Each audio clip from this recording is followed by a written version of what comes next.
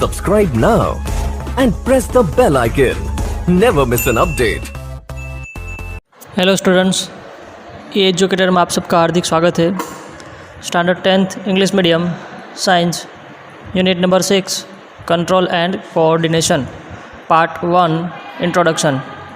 तो स्टूडेंट्स, इस वीडियो में हम बात करने वाले हैं एक नए चैप्टर कंट्रोल एंड कोऑर्डिनेशन के बारे में, और उसका इंट्रोडक्शन है वो फर्स्ट हम इस वीडियो के अंदर देखेंगे।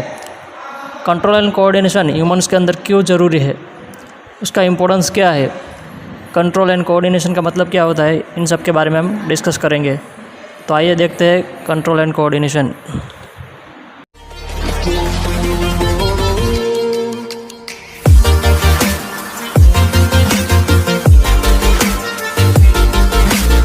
तो स्टूडेंट्स, सबसे पहले हम इस चैप्टर के अंदर जो इम्पोर्टेंट वर्ड्स है जो यूज़ हुए हैं उसके बारे में डिस्कस करने वाले हैं, क्योंकि वो सबसे इम्पोर्टेंट वर्ड है और उसका मीनिंग भी हमें पता होना चाहिए। ठीक है, तो वो जो वर्ड है वो उसका नाम है स्टिम्युलाई, और आप उसको बोल सकते हो स्टिम्युली। ठीक है, तो ये स्टिम्युली का मतलब क्या होता है, तो कि मान लो कि अगर आपको कोई टच करता है, ठीक है, तो आपके अंदर जो सेंसेशन जनरेट होता है, यानी कि आपको पता चलता है कि किसी ने आपको टच किया, ठीक है, तो उसको बोलते हैं स्टिम्युली और स्टिम्युलाई। और मान लो कि अगर आपने कोई गर्म चीज़ के ऊपर हाथ रख दिया, ठीक है, तो आपको तुरंत पता चलता है कि कुछ गर्म लगा, ठीक है, तो उसको बोलते हैं स्टिम्युलाई। मतलब कि जो भी सेंसेशन हमारे बॉडी के अंदर जनरेट होता है, ठीक है, कोई भी एनवायरमेंटल चेंजेस के थ्रू, यानी कि एनवायरनमेंट के अंदर कोई चेंजेस होता है तो उसके बारे में पता चलता है, ठीक है, तो सेंसेशन को बोलते हैं stimuli.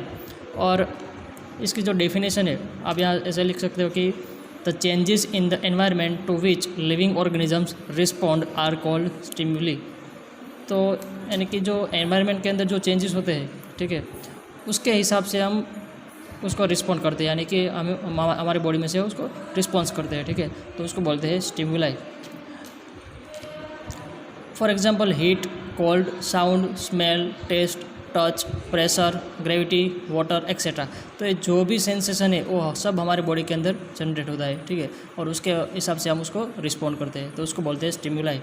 Living organisms respond to stimuli in the form of body movements, यानी कि लिविंग ऑर्गेनिज्म, यानी कि हमारे जो भी लिविंग ऑर्गेनिजम्स है उसके अंदर ह्यूमन आ गया, एनिमल्स है, बर्ड्स है, जितने भी लिविंग ऑर्गेनिजम्स है, वो इस स्टिम्युलाई के अगेंस्ट में जो रिस्पॉन्स देता है वो कैसे देता है, तो कि बॉडी मूवमेंट से। यानी कि कैसे बॉडी मूवमेंट से, तो कि जैसे हमें कुछ गर्म चीज़ लगती है तो हम हमारा हाथ है वो उठा लेते हैं, ठीक है, तो हमारा बॉडी मूवमेंट हो गया। ठीक है, अगर हमें बैड स्मेल आ रही है तो हम हमारा जो नोज़ है उसको मतलब कि एक हमारे उसके अगेंस्ट में हम रुमाल रख देते हैं, ठीक है, तो उसको बोलते हैं बॉडी मूवमेंट्स। ठीक है, तो ये स्टिम्युलाई का एक मतलब जो हमें यहाँ पे पढ़ना था, क्योंकि ये सबसे इम्पोर्टेंट और इसी के बारे में हमें पूरे चैप्टर के अंदर पढ़ना है। नेक्स्ट हम बात करने वाले हैं coordination.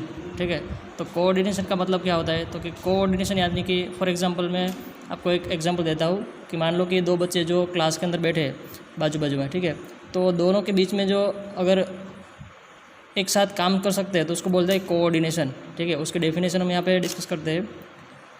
For a proper response to stimuli many organs in the body should work together, यानी कि हमारे बॉडी के अंदर जितने भी ऑर्गन्स हैं वो सब एक साथ काम कर सकते हैं, ठीक है, जितनी भी सिस्टम है वो सब एक साथ काम कर सकती है, तो उसको बोलते हैं कोऑर्डिनेशन। क्योंकि ऐसा नहीं होता कि मान लो कि हमारी बॉडी के अंदर ह्यूमन डाइजेस्टिव सिस्टम है, रेस्पिरेटरी सिस्टम है, एक्सक्रीटरी सिस्टम है, तो जो एक सिस्टम है वो काम करती है तो दूसरी सिस्टम काम करना बंद कर देती है, ऐसा कुछ नहीं होता। ठीक है, तो जितनी भी सिस्टम है वो हमारे बॉडी के अंदर एक साथ काम कर सकते हैं, तो उसको बोलते हैं कोऑर्डिनेशन। ठीक है, हम एक दूसरे के साथ बात करते हैं, ठीक है, तो बात कब करते हैं, जबकि हम दोनों के बीच में कोऑर्डिनेशन है, ठीक है, तो उसको बोलते हैं coordination. The working together of various organs in an organisms to produce a proper response to stimulus is called coordination. अब ये स्टिम्युलस है यानी कि स्टिम्युलाई, ठीक है, जो भी सेंसेशन हमारे बॉडी के अंदर होता है तो उसके अगेंस्ट में एक साथ मिलके काम करना, उसको बोलते हैं कोऑर्डिनेशन। ठीक है, इसलिए कोऑर्डिनेशन है वो हमारे बॉडी के अंदर बहुत ज़रूरी होता है। In animals control and coordination is done by the nervous system and endocrine system, यानी कि जो ह्यूमन्स है और एनिमल्स है तो उसके अंदर जो है कंट्रोल एंड कोऑर्डिनेशन की जो सिस्टम है वो nervous system and endocrine system से होती है। ठीक है, it is done by the nervous system and endocrine system. Way nervous system क्या है और एंडोक्राइन सिस्टम क्या है वो हम आगे डिस्कस करने वाले हैं।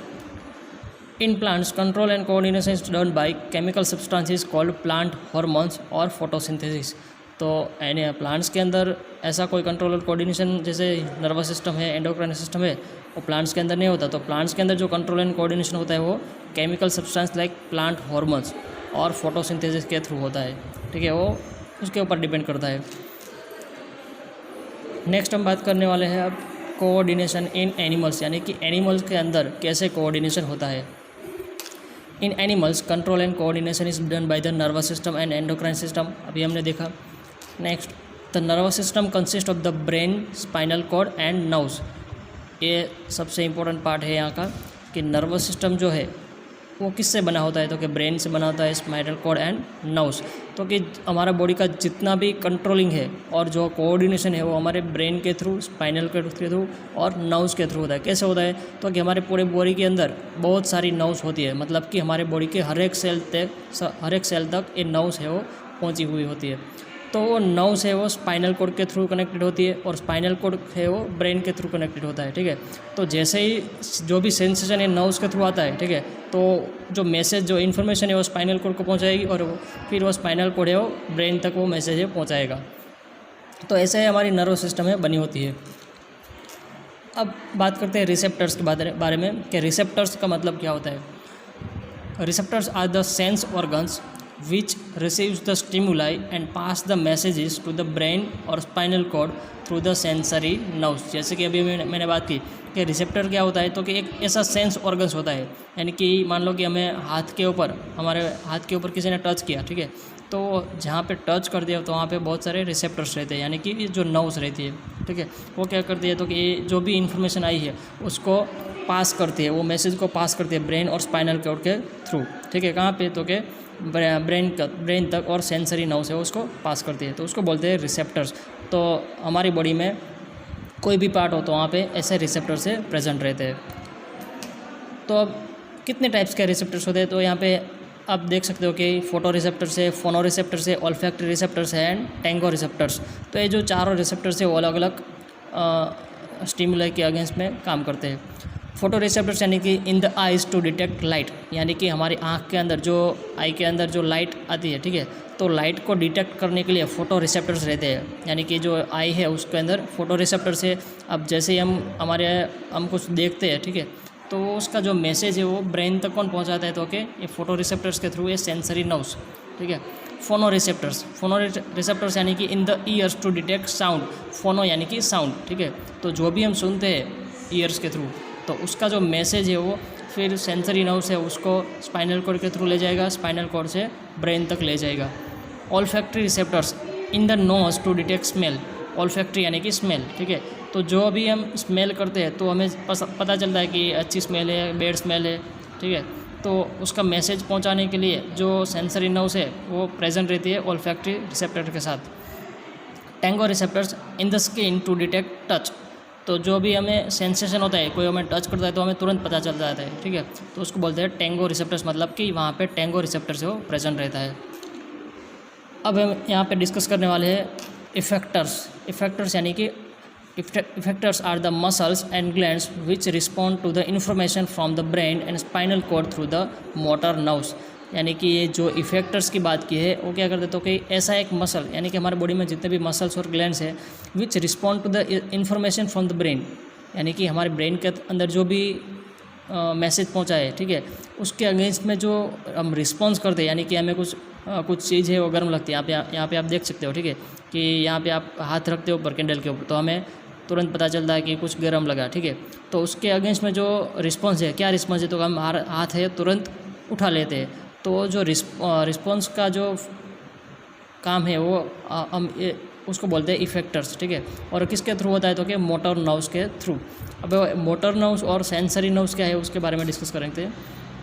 Sensory nerves are nerves which carry information from the receptors. देख लो कि जो नर्व्स है वो क्या करता है, विच carry information from the receptors. तो हमने पहले डिस्कस किया कि रिसेप्टर क्या होता है, तो कि जो सेंस ऑर्गन्स है वो, यानी कि जो भी इन्फॉर्मेशन ब्रेन तक ले जानी है वो कौन ले जाएगा, तो कि sensory nerves which carry information from the receptors to the brain and spinal cord. तो यहाँ पे आप देख सकते हो कि सेंसरी नर्व्स यानी न्यूरल। तो हमारे स्किन के ऊपर कुछ भी चेंजेस हुआ, यानी कि हमें कुछ गर्म लगा, ठीक है, तो इसका जो मैसेज है वो स्पाइनल कॉर्ड तक कौन ले जाएगा, तो कि सेंसरी नर्व्स। उसके बाद जो है मोटर नर्व्स, उसका फंक्शन क्या है, तो कि motor nerves are nerves which carry information from the brain and spinal cord to the effectors, यानी कि जो भी इन्फॉर्मेशन यहाँ से उसके अगेंस्ट में जो रिस्पॉन्स आता है उसको हम मसल्स के थ्रू कैसे लाते हैं, तो कि ये मोटर नर्व्स है उसको लाता है। तो यह जो सेंसरी नर्व्स और मोटर नर्व्स, उसका एक ही काम है कि सेंसरी नर्व्स यानी कि जो भी सेंसेशन होता है उसको स्पाइनल कॉर्ड तक पहुंचाना, जो भी इन्फॉर्मेशन है उसको स्पाइनल कॉर्ड तक पहुंचाना, उसके बाद वो स्पाइनल कॉर्ड है वो ब्रेन तक पास करता है मैसेज को। अब उसके अगेंस्ट में जो भी रिस्पॉन्स हमें प्रोवाइड करना है, ठीक है, वो रिस्पॉन्स का जो मैसेज है वो ये मोटर नर्व्स है वो मसल तक लाता है। क्यों मसल तक? क्योंकि जो मसल है वो फिर उसके हमारे बॉडी मूवमेंट्स के अंदर काम करता है। तो यहाँ पे आप देख सकते हो कि जैसे आपको गर्म लगता है कुछ, ठीक है, तो सेंसरी रिसेप्टर से वहाँ पे वहाँ पे सेंसेशन होगा और उसका जो मैसेज है वो पास होगा हमारे स्पाइनल कॉर्ड तक, ठीक है, और स्पाइनल कॉर्ड से हमारे ब्रेन तक। और अब उसके अगेंस्ट में हमें क्या करना है, तो कि हाथ हमें उठाना है, तो उसका जो मैसेज है वो फिर मोटर नर्व से वो हमारे मसल्स तक लाएगी और हमारा मसल्स क्या करेगा, तो कि वो हाथ को है वहाँ से हटा लेगा। तो ये सेंसरी नर्व्स और मोटर नर्व्स का काम से। इफेक्टर्स क्या है, तो कि जो भी फंक्शन होता है उसको बोलते हैं इफेक्टर्स, ठीक है। तो ये पूरा जो ये वीडियो है वो सिर्फ इंट्रोडक्शन का पार्ट है कि स्टिमुलाई का मतलब क्या होता है और जो कोऑर्डिनेशन है उसका मतलब क्या होता है। तो अगर आपको कुछ भी क्वेश्चन है तो आप कमेंट्स बॉक्स में लिख के मुझे पूछ सकते हो, ठीक है। Thank you.